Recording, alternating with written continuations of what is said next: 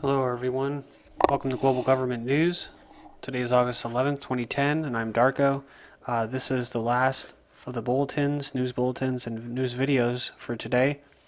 This first article is from the Washington Times, titled White House, U.S. on track to end Iraq combat role. President Obama is satisfied that the United States can safely end its combat role in Iraq on schedule at the end of the month. Like he said, what is it? On schedule or on time as promised. I think that was the rhetoric that they were spitting last week. Said White House spokesman Robert Gibbs said Wednesday after the president was briefed by his national security team and the top U.S. commander in Iraq. Mr. Obama met with Secretary of State Hillary Clinton, Defense Secretary Robert Gates, National Security Advisor via videoconference, the U.S. commander in Iraq. And it says the president heard directly from General Odierno, who said that we are on target to complete our drawdown by the end of August. Already, we have removed over 80,000 troops from Iraq since President Barack Obama took office. And that sounds really nice, right? But they failed to throw in there so far that a lot of those troops went to Afghanistan. And if we stay on track with what we're doing, many of those troops that are in Afghanistan are going to go to Pakistan or Iran. But yeah, so it says Mr. Obama has vowed both to end the official U.S. combat mission on schedule and to move all remaining U.S. troops off Iraq's soil by the end of 2011, which means they'll be in Saudi Arabia waiting for the next mission. Asked whether any doubts were expressed at the meeting about the 2011 deadline, Mr. Gibbs said, "Not that I'm aware of." And the truth of the matter is I just covered this, and according to the Asian Times, there's still going to be 50,000 troops left in Iraq after this deadline in August, and they're still going to have combat capabilities. So, I do believe in mind control, and I do believe in the ability to manipulate the masses, especially with the media.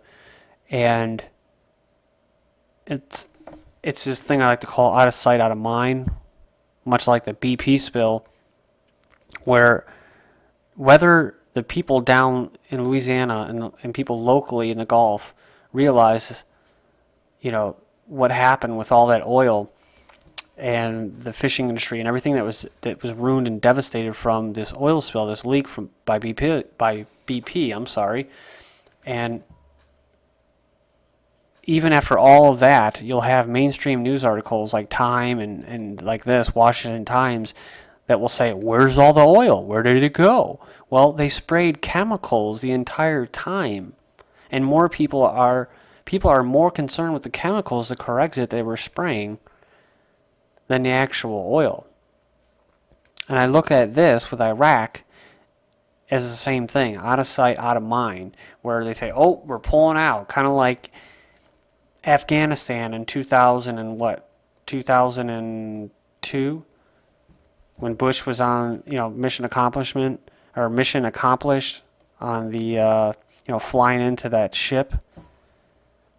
And just finishing up on my point, and I'm not downing anybody with this, but people in general, as a whole, on this planet, as of this day, have been conditioned in such a way that they're pretty much like dogs, in it that their memories do not span beyond a 24-hour period. So these guys can sit there and leave out information, put out information at a certain point in time, and they can influence overall what people are thinking and get them to call for a solution. And like I said, it's the same old problem, reaction, solution, or what is it, the Hegelian dialect, or whatever you want to call it. And that's all it is, and this is part of it. So this says Iran retaliates against sanctions to drop all trade in filthy euro dollar. And this is from the zerohedge.com.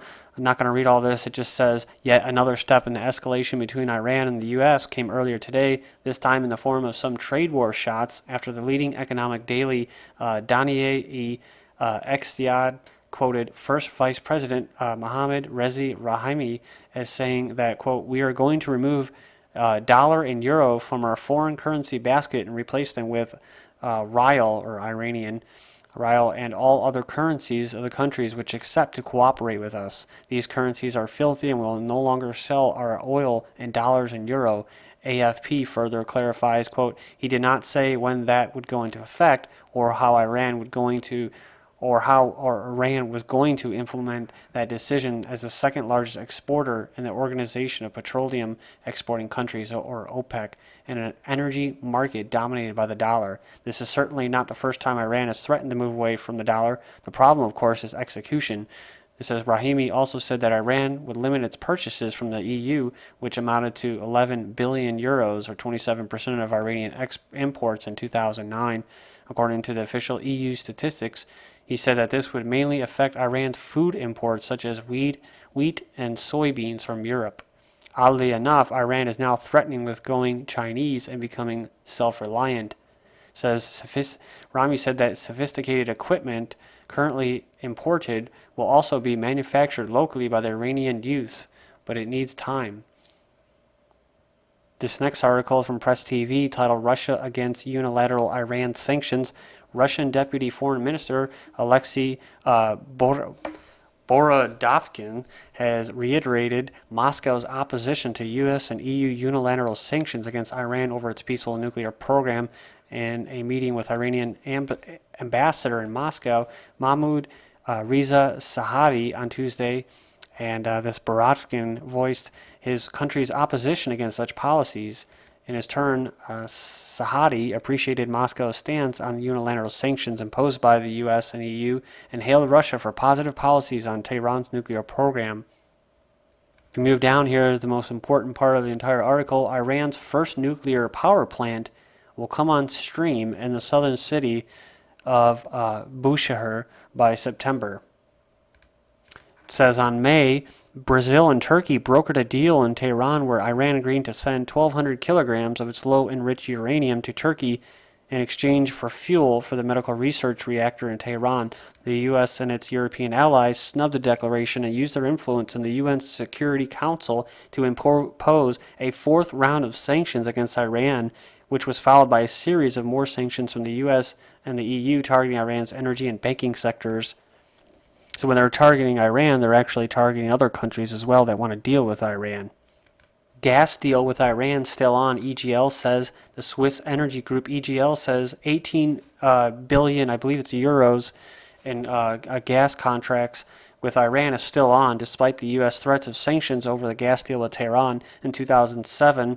Like I said, I'm not going to try to pronounce that, but it's an electric Luffenberg signed a 25-year agreement with the National Iranian Gas Export Company. That's pretty big, 25-year agreement to import around 5.5 billion cubic meters of gas per year from Iran. Said the contract was criticized in the U.S. Congress because of possible violations of U.S. sanctions against firms active in Iran's gas and oil sectors. Quote, we are not violating any regulations and we follow the rules. We feel we are not really deserving to come on the sanctions list, the Jerusalem Post quoted EGL spokesman Lily Frey as saying.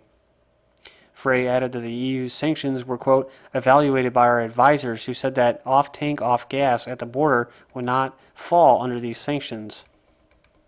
And it says after the UN Security Council ratified a sanctions resolution against Iran in July, the U.S. and the EU imposed unilateral sanctions against the Islamic Republic over its nuclear program, mostly targeting, like I said before, energy and banking. That was kind of the embargoes. Washington will deny access to U.S. markets for companies that supply refined petroleum products to Iran. The EU measures target investment and technical assistance to Iran's refining, liquefaction, and natural gas sectors. New investments in the energy sector are also banned. And we only have two more articles. This is Brazil signs UN resolution against Iran despite its initial nay vote to the anti-Iran UN Security Council resolution and efforts to find a diplomatic solution to Tehran's nuclear issue. Brazil has signed the decree. Lastly, earthquake jolts northeastern Iran. A 5.0 earthquake has struck northeastern Iranian city of Raz, but there are no reports of any casualties or damage. Several quakes of similar magnitude have occurred in Iran over the past few weeks. Thank you.